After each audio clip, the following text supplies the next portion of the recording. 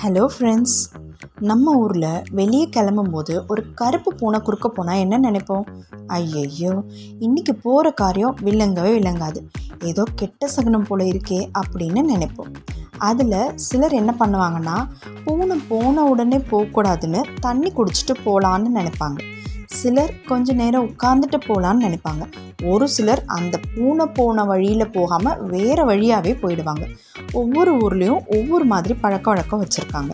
ஆனால் இதே உலகத்தில் ஒரு சில நாடுகளில் ஒரு கருப்பு பூனை குறுக்க போனால் நமக்கு செம்ம லக் இன்னைக்கு அப்படின்னு நினைப்பாங்கன்னு சொன்னால் நம்புவீங்களா? ஆமாங்க, நம்ம கிட்ட சகுனம்னு ஒதுக்கி வைக்கிற கருப்பு பூனைகளை தெய்வமாகவும் அதிர்ஷ்டத்தோட உச்சமாகவும் பார்க்குற நாடுகள் இருக்குது. இன்னைக்கு வீடியோவில் கருப்பு பூனைகளை வச்சு உலக நாடுகள் செய்கிற ஆச்சரியமான காரியங்களையும் அதுக்கு பின்னாடி இருக்கிற மர்மமான கதைகளையும் பற்றி தான் பார்க்க போகிறோம். வீடியோவோட எண்டில் ஒரு செம்ம இன்ட்ரெஸ்டிங்கான ரகசியமும் இருக்குது. ஸ்கிப் பண்ணாமல் முழுசாக பாருங்கள். முதல்ல நாம் பார்க்க போகிற நாடு எகிப்து. பழங்கால எகிப்தில் பூனைகளை, குறிப்பாக கருப்பு பூனைகளை கடவுளாக பார்த்தாங்க. எகிப்தியர்கள் பாஸ்டெட் அப்படின்னு ஒரு பெண் தெய்வத்தை கும்பிட்டாங்க. அந்த தெய்வத்தோட முகம் பார்க்குறதுக்கு அப்படியே ஒரு கருப்பு பூனை மாதிரி இருக்கும். இந்த பாஸ்டெட் தெய்வம் தான் வீடுகளையும் பெண்களையும் குழந்தைகளையும் தீய சக்திகிட்டேருந்து காப்பாற்றுதுன்னு நம்பினாங்க. அதனால் எகிப்தில் ஒவ்வொரு வீட்டிலையும் ஒரு கருப்பு பூனையாவது வளர்த்தாங்க. அந்த பூனைக்கு தங்க நகைகள், வைர நகைகள் எல்லாம் போட்டு அழகும் பார்த்தாங்க. ஒருவேளை அந்த பூனை இறந்துட்டா அந்த குடும்பமே மொட்டையடித்து துக்கம் அனுசரிப்பாங்களாம். அது மட்டும் இல்லைங்க, எகிப்தில் ஒரு கருப்பு பூனையை யாராவது தெரியாமல் கொன்னுட்டா கூட அவங்களுக்கு மரண தண்டனை கொடுப்பாங்க. அந்த அளவுக்கு கருப்பு பூனைகளை அதிர்ஷ்டமாகவும் புனிதமாகவும் பார்த்த நாடு தான் எகிப்து. அடுத்ததாக நாம் பார்க்க போகிற நாடு ஆசியாவோட மிக முக்கியமான நாடான ஜப்பான். ஜப்பானில் கருப்பு பூனைக்கு ஒரு தனி மவுசே இருக்குங்க. அங்கே இருக்கிற கல்யாணமாகாத பெண்கள் அவங்க வீடுகளில் கருப்பு பூனையை அதிகமாக வளர்ப்பாங்களாம்.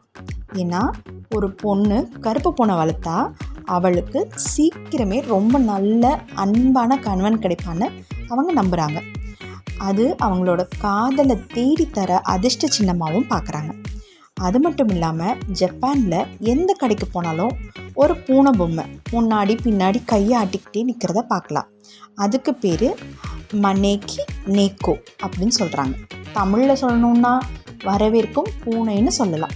பொதுவாக இது வெள்ளை நிறத்தில் இருந்தாலும் ஜப்பானில் கருப்பு நிற பொம்மைகளை தான் கடைகள்லேயும் வீடுகள்லேயும் அதிகமாக வைப்பாங்க. அது தீய சக்திகளை விரட்டி வியாபாரத்தில் பெரிய லாபத்தையும் பணத்தையும் கொண்டு வரும்னு இன்றைக்கும் அவங்க நம்புகிறாங்க. அடுத்ததாக ஐரோப்பாவில் இருக்க ஸ்காட்லாந்து நாட்டுக்கு போவோம். இவங்க நம்பிக்கை இன்னும் சுவாரஸ்யமாக இருக்கும். உங்கள் வீட்டு வாசலில் காலையில் எழுந்திரிச்சு பார்க்கும்போது ஒரு கருப்பு பூனை உட்காந்து இருக்குன்னு வச்சுப்போம். நம்ம ஊராக இருந்தால் பயந்துருவோம். ஆனால் ஸ்காட்லாண்டில் அவங்கள தேடி ஏதோ பெரிய பண வரவு வரப்போகிறதா அர்த்தமாக. அவங்க கல்ச்சரில் கருப்பு பூனை வீட்டுக்குள்ளே வர்றது லக்ஷ்மியே உள்ளே வர்ற மாதிரியாம். அவங்க வீட்டில் வறுமை போய் அதிகமாக செல்வம் சேர போகுதுன்னு சொல்லி பூனைக்கு பால், சாப்பாடு எல்லாம் வச்சு ரொம்ப அன்பாக கவனிச்சுப்பாங்களாம். இது ஸ்காட்லாண்டில். இப்போது இங்கிலாந்து மற்றும் அயர்லாண்டுக்கு ஒரு விசித்திரமான பழக்கம் இருக்கிறத பார்க்கலாம். புதுசாக கல்யாணம் ஆகிறவங்களுக்கு நாம் என்ன கிஃப்ட் கொடுப்போம்? பொதுவாக ஹோம் டெக்கர்ஸ் கொடுப்போம், இல்லைன்னா ஹோம் அப்ளையன்சஸ் கொடுப்போம். ஆனால் இங்கிலாந்தோட சில பகுதிகளில் கல்யாணத்தன்னைக்கு மணப்பெண்ணுக்கு ஒரு கருப்பு பூனையை பரிசாக கொடுப்பாங்களாம்.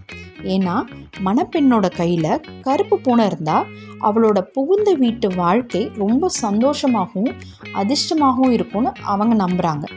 அது மட்டும் இல்லைங்க, கணவன் மனைவி வாழ்கிற வீட்டில் கருப்பு பூனை இருந்தால் அந்த வீட்டுக்கு கெட்ட திருஷ்டியோ திருடர்களோ வரமாட்டாங்கன்னு அவங்க நம்புகிறாங்க. அவங்க முன்னோர்கள் காலத்தில் கடற்பயணம் போகிற மாலுமிகள் கப்பலில் கண்டிப்பாக ஒரு கருப்பு பூனையை கூட்டிகிட்டு போவாங்களாம். ஏன்னா புயல் ஆபத்து வராமல் கப்பலை காப்பாற்றி பத்திரமா கரை சேர்க்குற சக்தி கருப்பு பூனைக்கு இருக்குன்னு அவங்க நம்பினாங்க. மாலுமிகளோட மனைவிகளும் கணவன் பத்திரமா வீடு திரும்பணும்னு வீட்லேயும் கருப்பு பூனை வளர்ப்பாங்களாம். இப்போது கடைசியாக நம்ம பார்க்க போகிற நாடு ஃப்ரான்ஸ். ஃப்ரான்ஸ் நாட்டோட தெற்கு பகுதிகளில் ஒரு பழங்கால நம்பிக்கை இருக்குங்க. என்னென்னா, பூனைக்கு தினமும் முதல் சாப்பாட்டை கொடுத்து அது ரொம்ப ராஜ மரியாதையோடு நடத்தினா அது பதிலுக்கு ஒரு பெரிய புதையலை காட்டும், இல்லைன்னா அவங்க வீட்டை தங்க வீடாக மாற்றோம்னு நம்புகிறாங்க.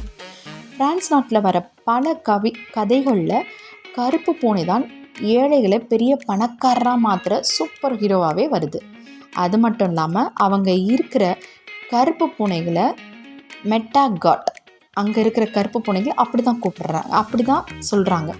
இல்லைன்னா மந்திர பூனைகள்னு சொல்கிறாங்க, மேஜிக்கல் கேட்ஸ் அப்படின்னும் கூப்பிடுறாங்க. இது மாதிரி நம்ம கெட்ட சகுனம்னு நினைக்கிற கருப்பு பூனைகளை உலகத்தில் இருக்க சில மக்கள் அதிர்ஷ்டமாகவும் பாசிட்டிவாகவும் பார்க்குறாங்க. இப்போ ரகசியம் சொல்லவா? கருப்பு பூனைக்கு அதிகமான நோய் எதிர்ப்பு சக்தியும் வேட்டை குணமும் இருக்குன்னு அறிவியல் பூர்வமாகவே நிரூபிச்சிருக்கு. அதனால் கருப்பு பூனை வளர்க்குறதுக்கு தயங்காதீங்க. இப்போ ஒரு கேள்வி, நீங்கள் வெளியே கிளம்பும்போது குறுக்க கருப்பு பூனை போனால் நீங்கள் அதை அதிர்ஷ்டமாக பார்ப்பீங்களா இல்லை கெட்ட சகுனமாக பார்ப்பீங்களா? கமெண்ட்டில் சொல்லுங்கள். இந்த வீடியோ உங்களுக்கு பிடிச்சிருந்தாலும் பூனைகளை பற்றின சுவாரஸ்யமான விஷயங்களை தெரிஞ்சுக்கணும்னாலும் மறக்காமல் நம்ம சேனலை சப்ஸ்கிரைப் பண்ணுங்கள், லைக் பண்ணுங்கள். அப்போ தான் இந்த வீடியோ நிறைய பேருக்கு சஜஸ்ட் ஆகும். பாய்.